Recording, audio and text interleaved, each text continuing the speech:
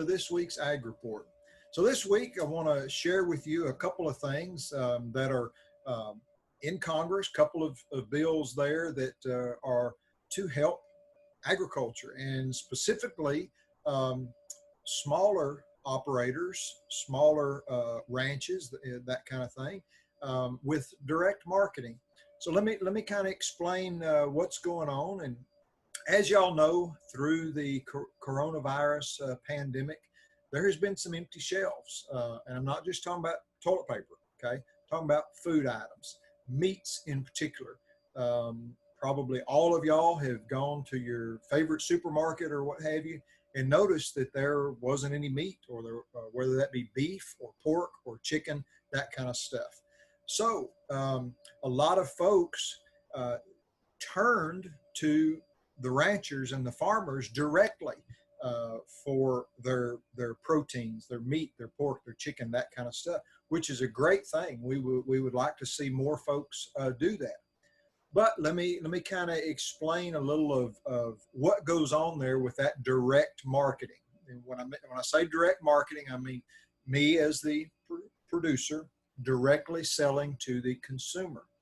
So there are some small, we call them small packer houses, which means, or processing facilities. It's where we would take animals, whether that be hogs or cattle or chicken, and those are different ones. It's not a one size fits all, but you take them to that facility and you get them processed and packaged according to how you would like your cuts done. Now, there are different regulations on how they need to be inspected, whether it's a state inspected facility or a USDA inspected facility, depending on what you are going to do with those meats, okay? So what was kind of going on, and a little bit of a hang up there, is a lot of the producers like myself that sell the meats directly, maybe they had some Texas inspected meat or state inspected meats. You're allowed to do certain things with that meat inspected that way, and it's cheaper for the producer to get it inspected that way. But there are, it's not wide open where you can just do anything you want to with it as far as selling to restaurants or selling, shipping it through the mail, that kind of stuff. So they were limited, and they found themselves maybe with people that were new customers looking to reach out for them, but it wasn't inspected the way that they could transport it or sell to them. USDA inspected allows you to do anything with that, but it is more expensive, and there are less of those facilities around. It is hard, may not be exactly the right word, but it's difficult to find a USDA facility because there's not too many of them around. So what's going on right now, there are two bills. One is called the Direct Act, and one is called the Ramp Up Act.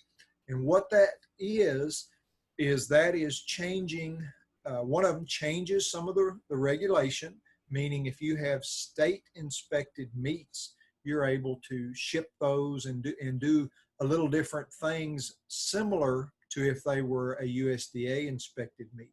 And so where we are in North Central Texas here, we could have, it's logical to have customers ordering from Oklahoma or Arkansas or Louisiana because we're in that kind of proximity there.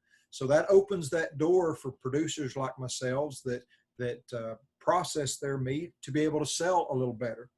The other one is the Ramp Up Act, and that one's more to kind of help the small processors. It is to help a state inspected facility get upgraded and do the changes that they need to do to become USDA inspected, so that there are more of those around. So both of these are important, and they directly help the small producers, meaning the ones that are trying to sell that stuff directly to the public and everything. These are good. Both of these are good things. They would help.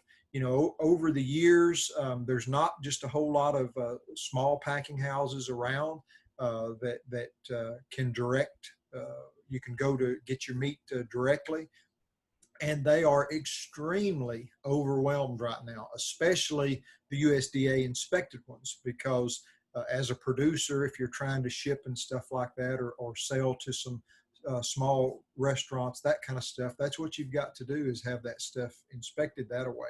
And so they're talking about delivery dates of next year, like next July, on there. So if you think about that, you can't drop that animal off till July of 2021.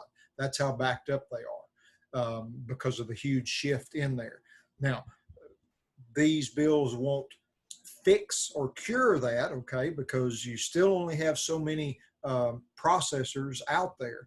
But what it does do is it helps those state inspected ones to help carry some of that burden off of those USDA inspected ones in there. So anyways, just wanted to let y'all know there are some things to directly help some local producers going through Congress right now. We are encouraging, whenever I get the opportunity to speak with congressmen or women, I encourage them to support these things, and I try and help them understand what it is that we're asking them to support, and why is it good. It's good to their constituents that consume that, and it's good to their constituents that are trying to produce that. So anyways, just wanted to give y'all a tidbit of some things that are going through there in Washington, and we hope that these come to a vote and get passed. I think they're good things for agriculture in there. So if you get the opportunity to speak with your elected officials, let them know about this. Kind of tap them and say, hey, here's some just simple, good things that could help the local producers on there. Y'all take care now.